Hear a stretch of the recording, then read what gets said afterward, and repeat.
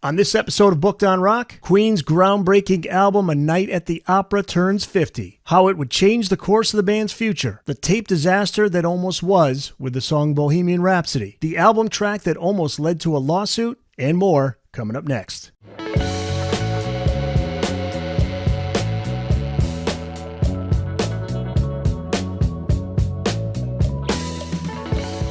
Welcome to the latest episode of Booked on Rock. I'm Eric Senich. Gillian Gaar is back on the podcast. She's the author of Queen and A Night at the Opera 50 Years, part of Motorbook's excellent album series. Welcome back, Gillian. Good to see you again. Yeah, it's great to be back. A Night at the Opera. Boy, that's the album that changed everything for Queen, huh? Yeah, I mean, before then they were promising, and then afterwards, boom. And you write, quote, before its release, they were promising. Afterward, they had finally arrived. So if you could set the scene for us, where is Queen at as they head into recording this album, which is late summer of 1975? At this point, they'd released 3 studio albums. What's interesting, though, is the band seemed to be in a fearless, no barriers mindset going in. Is there pressure from the label to come up with a hit? Well, I think they probably felt more pressure than the label did. Back in those days, really, you look at some big acts, and they would put out a couple albums before they really had a big one. And it's not like today, or that really started changing maybe more in the 90s and after that, especially this century, where if your first album didn't make it, then bam, you were dropped. But in the old days, they gave you time to develop. And yeah, they'd had 3 albums out and had done moderately well. They'd begun headlining their own tours in Britain and had toured the US, not yet a headliner, but they'd had a hit in the US, Killer Queen. That's the first song I remember hearing. Good solid hit. But still, it's just one hit. And what were they going to do on the next album? And I know Brian said they felt that it was just make or break time. So I think that's what made them especially fearless with this album, because yeah, they really did have nothing to lose. Brian had even said that he thought if they didn't have a big hit with this one, the band might well have broken up eventually. Crazy to think. Yeah, the lineup is Freddie Mercury on lead vocals, Brian May on guitar and vocals, Roger Taylor on drums and vocals, and we have John Deacon on bass. The producer, Roy Thomas Baker, who's so important, and we'll talk about him in just a sec. But let's start with the extensive rehearsals. They were intense, but also seemed like the guys were having a good time. According to the book, Freddie was a great tennis player. I found that out about him.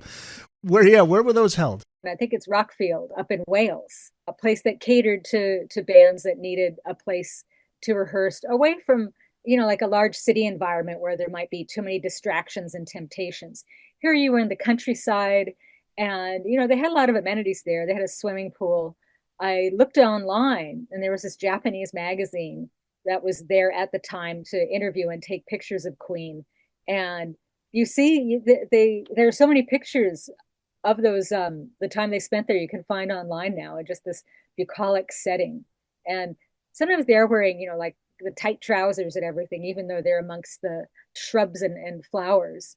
So that's an interesting dichotomy too. But because you usually see them in an urban environment, don't you? Pictures of them. It was always like a studio setting or the urban environment. This album, I mean, it was such a complex album that the rehearsals were very beneficial, because they did spend a lot of time in the studio anyway. But if you're not well rehearsed, then you have to spend even more time. This was a former farm, right? Converted into a studio? Yes, exactly.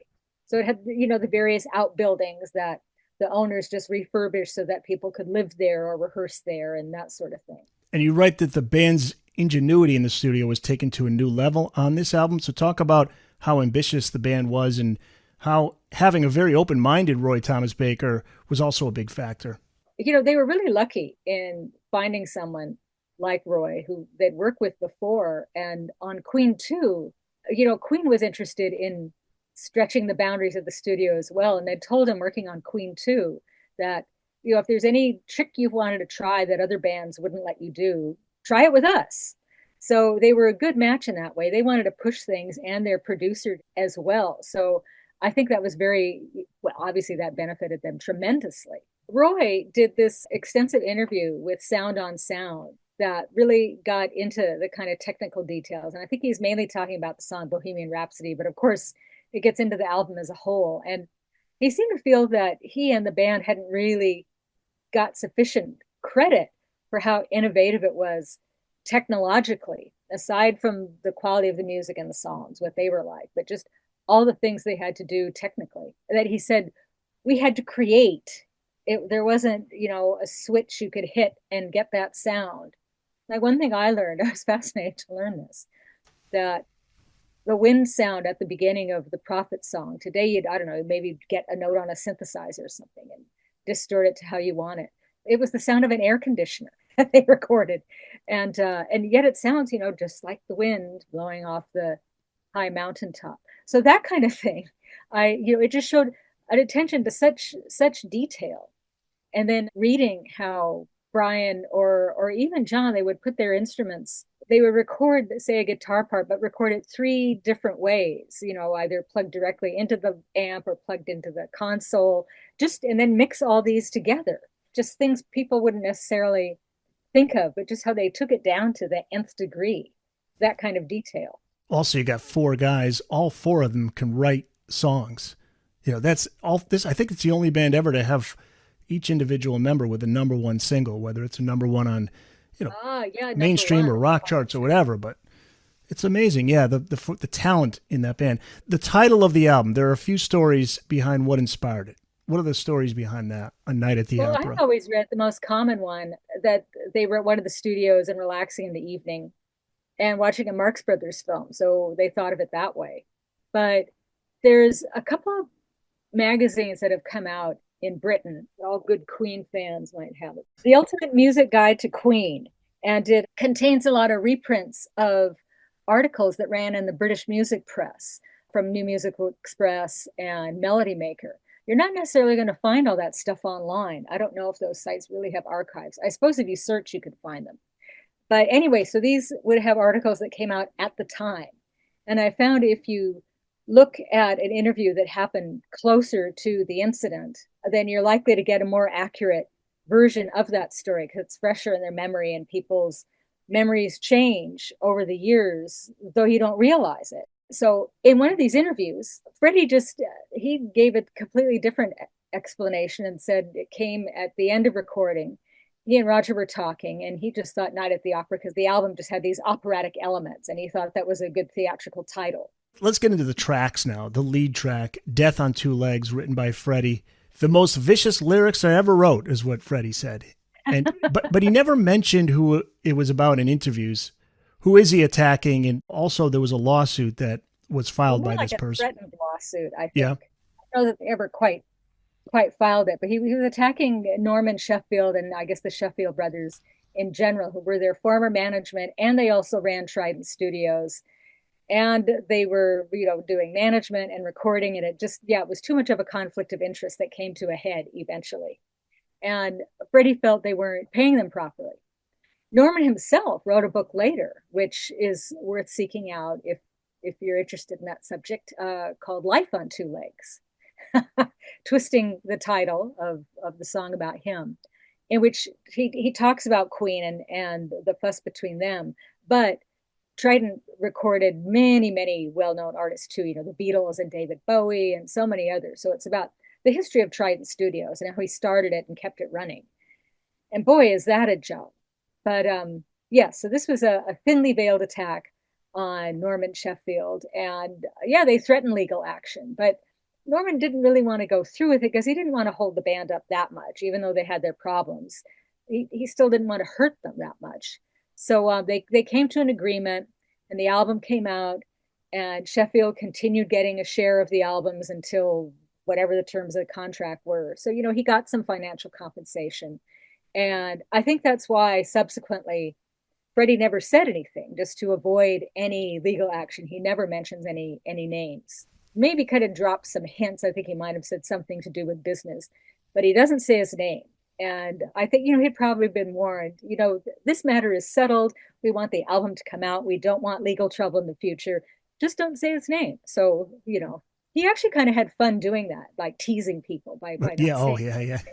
Freddie is, because I remember the scene in the movie where they're in that office of one of the record exec or record label guys, and they're playing Bohemian Rhapsody for him. And Mike Myers is the actor who's playing that part, and he's talking about how nobody's going to want to listen to. Are they referring to him? Is that scene about him? I They think may it, have been someone at EMI rather than right. Trident, Okay. because EMI was the record company, and they were definitely resistant. Well, Yeah. it wasn't a long song. The Beatles got away with it. So did Richard Harris with MacArthur Park. No, But even Elton John, you quote him in the book. He's the one who was saying, oh yeah, "This isn't that was gonna, ridiculous. this isn't gonna work." All the thematic changes were just too much for people as well. It was Yeah. one thing to the other, and kind of abruptly, really. Track two is "Lazing on a Sunday Afternoon," also written by Freddie. And now here's where we get some experimentation here in the studio. Freddie's vocals. Can you describe how they're able to get? I guess it's a megaphone effect, right? They use a bucket. Yeah, they he's recording, and they sent the signal into a microphone in a bucket, and then it was picked up in there.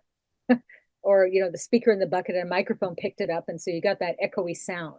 So there's an example of something they had to create instead of just, oh, let's get echoey megaphone sound, click, flipping a switch. No, they did it. They did it the old-fashioned way. Time consuming, right? Especially back in those Yeah, days. when you edited a song, I mean, that was one reason why they wouldn't necessarily do overdubs, because you couldn't remove, say, a bad note. Might be more beneficial to leave it in. Or and when you cut tape, I mean, you literally cut the tape, slice and splice it back together. I'm in Love with My Car, written and sung by Roger Taylor. We mentioned using actual sounds. That's Roger's car? Yep, just recorded as it was revving away. I was just talking to someone who yeah, he didn't like that song at all. He thought it was a dumb song. I think it's kind of a fun song. Yeah. I said I liked it better than Sweet Lady. Yeah, I mean, that's Roger's signature song. Yeah, it's funny that, it is kind of, I mean, it is a ridiculous song in a way, but he just plays it absolutely straight throughout. And so that's actually what makes it kind of great, I think. Yeah, and he said the unusual 6/8 time signature, that's one that he had a great time playing. Now we get to John Deacon. He's got the next song. He wrote "You're My Best Friend," one of Queen's most popular songs, and he wrote it about his wife, Veronica. He married her early in 75. But you say that referring to the partner as best friend broadened its scope, giving it a touch of innocence. So that's a big factor, I would think, in it becoming a hit. Yeah, I mean, I think more people can relate to it because you're not just talking about a romantic partner. I mean, you could be, Could be a yes, pet. It but could be, could be your parents. sure. A pet. I hadn't thought of that. It could be. Well, Freddie he had those pets. He loved his cats. And Sea cats. yeah, He wrote a song Delilah. about it. And yeah, Delilah. And what was the other one on Innuendo? He would name a cat Delilah. Yeah, Bijou. Delilah and Bijou were the ones he sung about on Innuendo.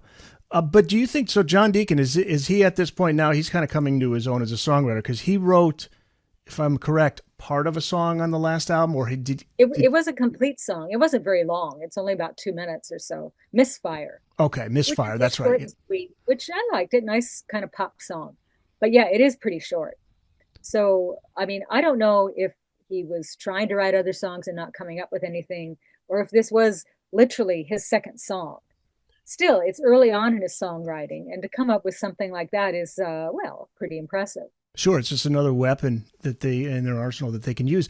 They had a formula from this point on, I believe now. So you'd get Freddie and Brian would get the bulk of the songs that would end up on the album, but then John Deacon would get one and Roger would get one. That'd be kind of a standard as they went into each album. Yeah, pretty much. I think Roger began writing more, and then in the last two, The Miracle and Innuendo, they just had joint songwriting credits, which Brian said solved a lot of problems, and he wished they'd done that earlier. But I think it also speaks to the sound of Queen is so varied, and it's because you got all four guys. John Deacon did Yeah. Another One Bites the Dust, came up with that bass line.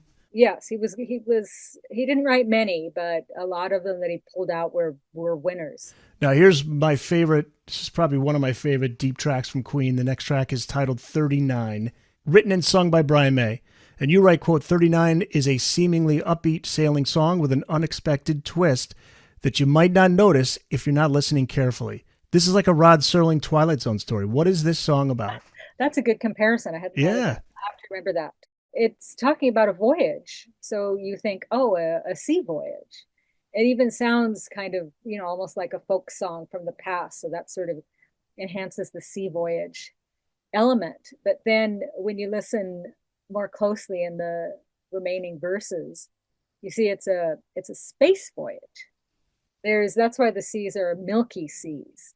I guess an ocean can be milky at times, but you don't normally think of it that way. But these are milky seas, and about a group of explorers going off to find a new planet to colonize and getting caught in the time warp thing that supposedly happens where the further away you are in space, time is progressing at a normal rate for you, but on Earth, it's going at a faster level. So when you come back, you've been away 5 years, but everyone's aged 10 years. That's not the exact formula. Something like that. Like happened in Planet of the Apes.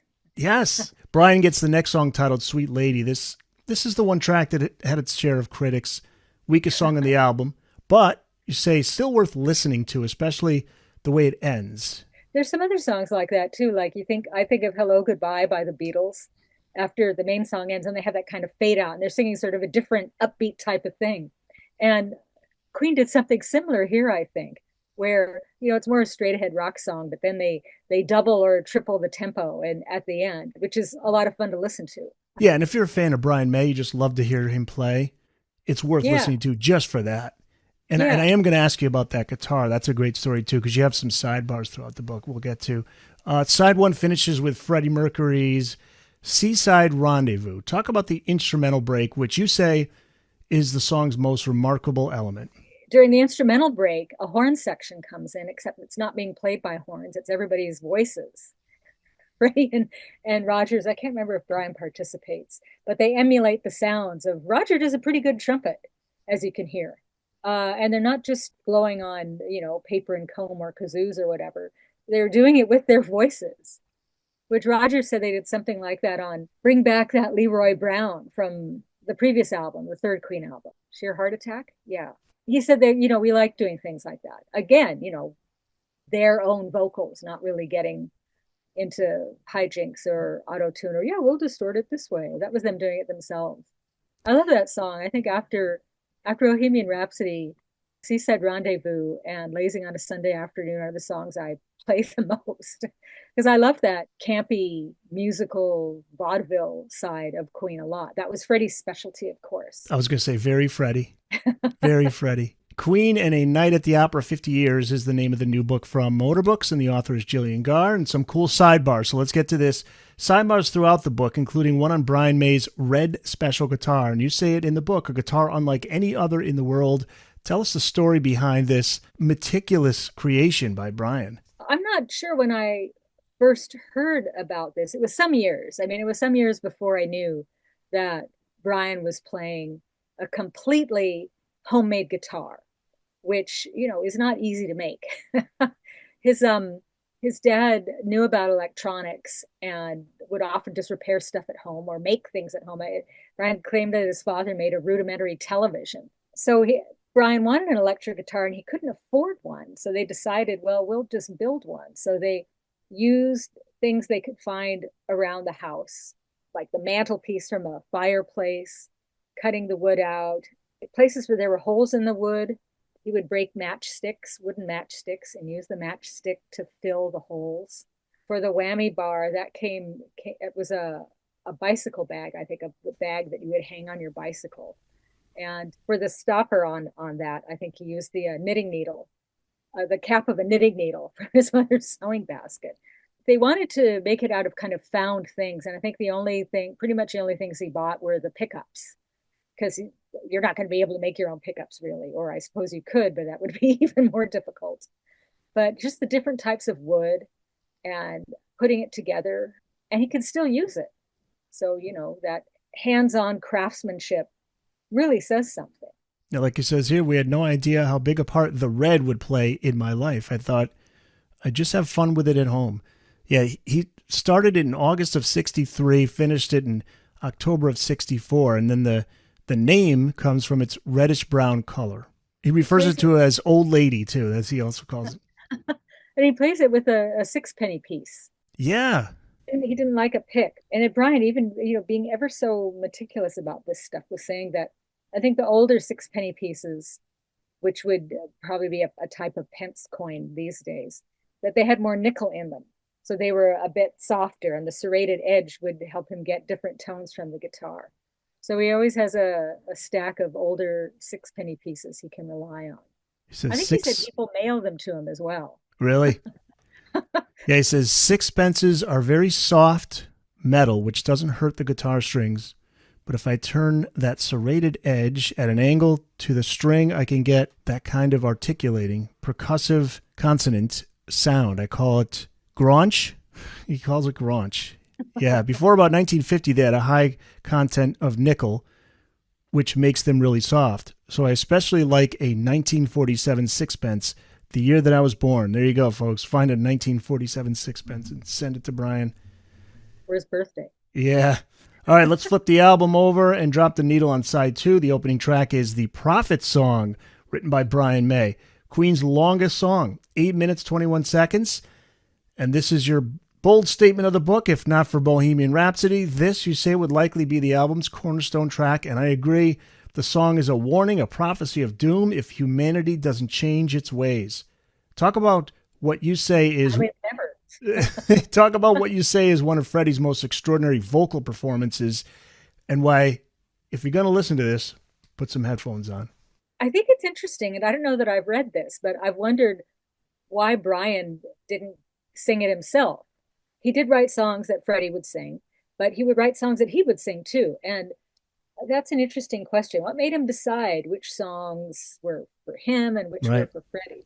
But perhaps with this one, with the vocal section in the middle, I mean, that would have to be Freddie because Brian doesn't have that kind of a voice.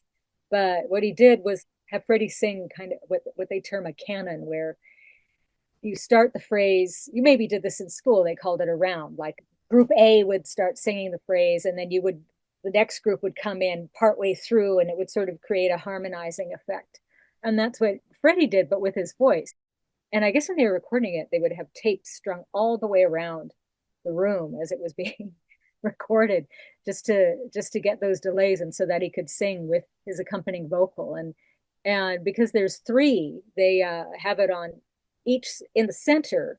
You hear him sing in the center, and then his vocal will be on one side, and then his vocal will be on the other.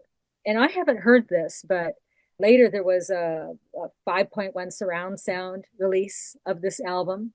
And Brian said that was the effect he really wanted. When you hear Prophet Song in that setup, you know, Okay. Yeah. that version and with that speaker setup to where they're kind of all around you. I don't have one of those. So No, I don't either. But yeah, that yeah, I would can make imagine sense. him saying that, and that's something that he wanted to do with it. And then the blowing wind of the prophet song that takes us into "Love of My Life," which is written by Freddie, and that blowing wind, that's the air conditioner, right? Yeah. That's what. Yeah, takes us into "Love of My Life," written by Freddie. We hear the harp on this, played by Brian. Freddie's classical influence comes through here, and now talk about Freddie as a piano player because he didn't think much of himself on the piano, but that's crazy because I think he does a great job. But I guess if you're a serious classical music fan, you set the bar very high. Yeah. Well, as you say, he did not have as much faith in his ability on the piano. So in Queen's later years, they'd bring in other people to play keyboards. And I think you miss his own warmth when he's playing himself. So I wish someone could have made him see that. Although I'm not sure how many piano bass numbers there were in the 80s. I'm really a 70s Queen fan. I'm not that much of an 80s Queen person. But yeah, you can see the classical influence clearly. And maybe being so interested in classical music, he realized his playing is fine. It's perfectly suitable for these numbers that he's doing. But maybe being interested in classical music, he realizes how much better other people are. But he didn't have to be at the level of a concert pianist. What he did was fine for the work they were doing for the ballads. Side two, track three, Good Company. Another track from the album that conjures up an early musical era. It opens with the sounds of the vintage jazz band, written and sung by Brian May. You quote him talking about how this song was written by a then 28-year-old, but fits in with the Brian of today. What did he have to say about where his mind was in 1975 when he wrote this song? I actually was able to ask him about this. I did an interview with him for Goldmine about the Starfleet side project that he did. So, you understand most of the questions are going to be about Starfleet.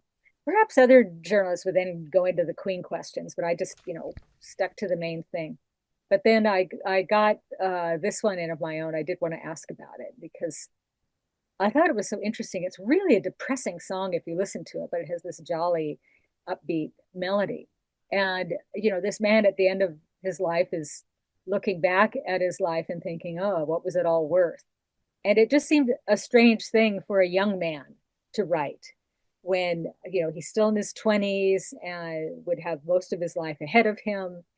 And so where did that downward mood come from? And he said he was just projecting and imagining himself in the future, and what would that be like, and what would you look back on and think about opportunities taken, opportunities missed, that sort of thing. But his songs, a lot of his songs always had kind of a melancholy side to them. I mean, 39, obviously we've mentioned that.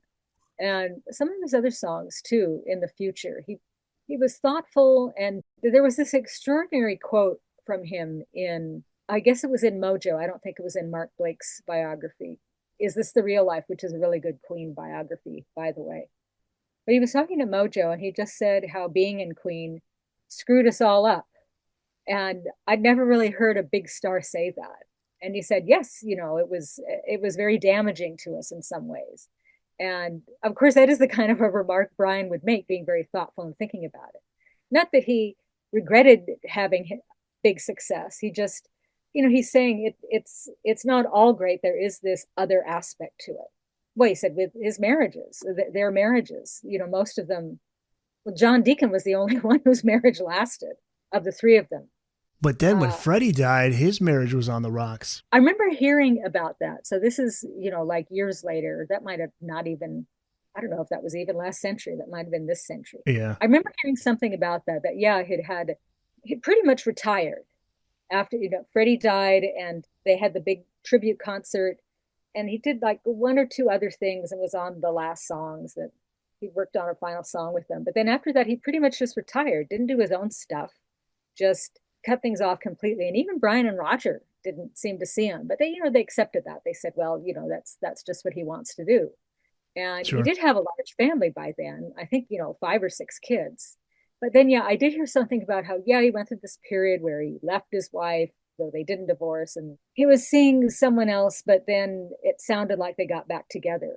The thing is, because he's not in the news very much and he never gives interviews, I'm still not really sure what happened, Right. what he's doing now. He Very really private. he's Very the Greta private. Garbo of Queen. He just wants to be left alone. Yep, absolutely. All right, so the next track is one that people have probably heard of, Bohemian Rhapsody. So many great stories behind the making of this track, which is epic. The roots date back to Freddie's days at art college at one point, and this is all in Gillian's book. People can read this and so much more. But at one point, it was titled Mongolian Rhapsody.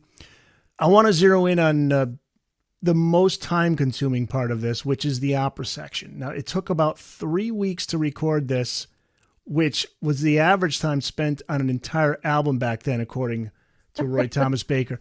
How were they able to put all this together? And could you talk about, they did so many overdubs that they almost lost the tape, right? Yeah. Well, it was Freddie's baby, and it really came together because they had faith in Freddie. And the song has its different sections, and each section has its different sections. And Freddie had it in his head, and he would write it down. And I think it was Brian who said that, yeah, it just looked like a bunch of buses being drawn. He knew where all the pieces fit, and no one else really did. And if you can imagine just hearing the parts separately on their own and not having any idea how it's going to sound put together, you think, how is this going to come out? Be like filming a movie when you're filming the last scene first, and you're Right. just given Yep. a script for that scene and have no idea what the rest of the story is. But they had faith in him and just let him get on with it. And the opera section was initially only going to be about 30 seconds, but he kept adding to it. I think Roy says every day he'd come in and say, oh, just a few more Galileos here. Yeah. So it ends up being about a minute. Julie Webb, a journalist for the NME, said that she was there watching them doing some of the vocal overdubs and saying something like, if they sang Galileo once, they sang it 120 times. Just, she just saw them doing it over and over and over again to get the right part. They were indeed overdubbing so much that the tape, because they're working on tape, it's not digital, started to wear away. And yeah, Brian said you could hold it up to the light and sort of see light coming through it. So they very quickly had to transfer it so that all this work wouldn't get rubbed off. I think it was Roy who said, there was some loss of sound. You get that much on there, and you can't hear everything that clearly.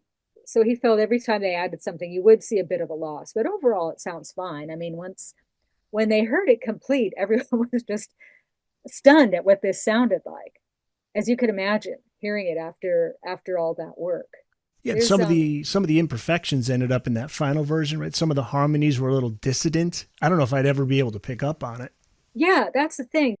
I was listening to was an NPR interview with, I think it's Nigel Godrich, who produced Paul McCartney's Chaos and Creation, and there's a song where he's just kind of vamping on piano, and he hit a wrong note, and then after the take, he says to Godrich, "Well, we have to do that again because I played that wrong note." And Pierce is going, "No, that'll be fine." Kind of adds to the atmosphere, the Sure. humanness, and so they're playing it, and then I don't know if I could recognize it again, but they play it and they point out this is where the wrong note was, and I hadn't noticed it all, and I'm sure no one else did. Yeah, you probably couldn't pick out the faulty harmony on Bohemian Rhapsody either, with all that, unless someone pointed out to you, "Oh, it's right here at this mark." Then maybe you'd recognize it again and again. But the average listener, no, I don't think so. And there was a video for Bohemian Rhapsody, and there's another sidebar in the book, and it's on this part on the making of videos. They weren't known as videos, they were called promotional films at the time. How far back does Queen go with videos? I mean, are they among the first to make them? Well, I guess it depends on when you consider videos starting, because there have always been short promotional clips of a song that a musician or performer is performing. I mean, that goes back to the 30s, like be a short subject when you Right. when you saw a movie in the movie theater. That was like the forerunner of that kind of thing. Oh, I always loved. There were machines called scopatones. They were like jukeboxes, and you put money in, you could see a little, we'd call it a video now, play in the 60s. These really campy, kitschy things. Do a search for, scopatones and see what you come up with. But really, I think when television got going in the 60s, you think of bands like the Beatles and others doing what were called promotional films because they were shot on film, where they'd be performing, and sometimes it would just be a straight performance, and then maybe they'd start doing other things to make it look more interesting, as a means of having something to send out so the band could appear on all the different variety shows they had without having to go and appear on all these shows, which would be in different countries too, and so on. So Queen was in on that from the beginning, from their first album. You can see that on YouTube. And some of the DVD releases they put out, they put DVDs of their videos. You can see these kind of early efforts. The ones for the first film are pretty much just straightforward performance videos, as is Bohemian Rhapsody, really. I mean, it doesn't really have a lot of special effects. It's pretty, some of them are kind of rudimentary, like when I forget what the term is, but you see Freddie's face and then you see all the ones expand Yeah. behind it. That's about the most elaborate it gets. They have those sequences where you just have the tight headshots of the band. And then the others are just scenes of them performing. They were rehearsing for their upcoming tour, and so they just shot some footage for that too. So yeah, it's really pretty simple. And in a lot of ways, I think the simpler videos come off best. And a perfect ending to the album with God Save the Queen. That was used to bring the concerts to a close Yeah, prior to because they that. did that in Britain. I don't know if they still do, but when you went to the theater, they would play a recording of God Save the Queen afterwards. And I guess, I don't know if I saw many rock shows that did that, but certainly theatrical performances. So it would make sense to hear that at the end of a theatrical production like A Night at the Opera, which I know when I first heard the album, when it was released, I wouldn't have been aware of that they played Britain's national anthem at the end of theater shows. So I suppose I just thought, oh, I guess they just threw that on there. And when it was released in late 75, number one in the UK, four in the US, Bohemian Rhapsody, number one in the UK, top 10 in the US. My best friend was top 10 in the UK, top 20 in the US. Roger Taylor quoted in the book as saying, it's the most important album the band ever made. So here's my question, Jillian. They had some great albums that followed. And you cover them in the book, by the way, so people should know that too. You cover the band's career after the album in this book as well. But is it by far Queen's best? I mean, because there are some albums after this that are pretty close. Where do you rank this? Well, I personally would rank it as number one myself. Yeah. But it'd be interesting to talk to some fans that like the later career more than I do to see how they would rank that. I Because mean, yeah, the I next three, four albums were huge, you know? Yeah, yeah. Well, that kicked him into the upper stratosphere. I don't know that I like them all as much as a complete album, though. Certainly not as much as Night at the Opera. My favorites are Night at the Opera, Sheer Heart Attack, and Queen 2. The most especially side black of Queen 2. That's my favorite. Oh, that's cool. That one, I probably play that as much as Night at the Opera. Sometimes I Jazz? have What about jazz? You're a fan of jazz? I played side one a lot. A lot of times I'll just sort of fixate on one side of an album for whatever reason, or those are the songs I like better. I really like side one, and I was never as keen on side two. I think it's probably Queen's most eclectic album, really, jazz is. I love the beginning, Mustafa, Freddie's Right. kind of nod to his roots. But look at the Um, run they went on, though. After A Night at the Opera, A Day at the Races, 1976, News of the World, 1977, Jazz, 78, The Game, 1980, Flash Gordon, and then it starts to get mixed results, and you get into the 80s. But what a run, you know? Yeah, yeah, that's pretty strong. You've got some good solid songs there too. I always, in retrospect, I think Day at the Races was sort of just a paler copy of Night at the Opera. I think News of the World was another one where I mostly played side one, interestingly enough. In the 80s, I thought they just got too big and bombastic for my tastes. And when Innuendo came out, I remember thinking, oh, this is like Queen of the 70s. Oh, absolutely. I like that one, but Yeah. then especially the first number, Innuendo. It's way Innuendo back. when I first heard that, heard it on the radio, yeah, when I was in college, and yeah, this is Queen, you know. Yeah. But I remember the That DJs was at the the last time. album. Yeah, well, the DJs at the time were talking like, I hear something's going on with Freddie, and this is, we're hearing something about the songs on this album have to do with it, and I remember that so Hmm. well because that was pre-internet, so you didn't know things right away. Speaking of Yeah, video, I love the video of I'm Going Slightly Mad from that album. yes, that's the one. Isn't that where he's wearing like the fruit on his head or what's? Yeah, yeah, Yeah, and Whiteface. And I read later they had him in yeah, Whiteface to sort of disguise how much his illness had yeah. progressed, but it was also fitting for him. I mean, it was perfectly in character. So I didn't think anything of it when he's in Whiteface. You're like, of course he'd be in Whiteface. It's Freddie. Yeah, he still had that. Remember the way he bit the banana? Yes, The banana got that bite. but just to see him in that condition, and he went to that studio and he tore into it with the vocals, like Brian May said. Sometimes he'd have to take a seat and take a little drink of whiskey or whatever it was, and he said, "All right, let's get back in there." And that I admire so much about him is that he wanted to get as much music in as he could before it was his time to go. And boy, what a body of work! Yeah, Yeah. Queen and A Night at the Opera. 50 Years is the name of the new book from Motor Books. Is it out now? What's the I release think, date? well, technically the pub date is tomorrow, April 1st. So by the Okay. time this airs, it will be out. It will be out because we're recording this on March 31. So look for it to wherever you get your books or your nearest bookstore. You can always go to bookedonrock.com to find your nearest bookstore. And where can people find you online, Jillian? I think it's just at Gillian Gaar on Twitter, because I still call it Twitter. On Facebook, I have, I guess you'd call it a fan page. I'll say a business page. That sounds more professional. And that's Gillian Gaar Writer. And that's just, like an open page that you can like and choose to follow. It's not one where you submit a personal page where you submit a friend request. So that's Yep. where I will post, well, like the link to this. I'll be Yep. posting link to this on there and reviews or stories I've written.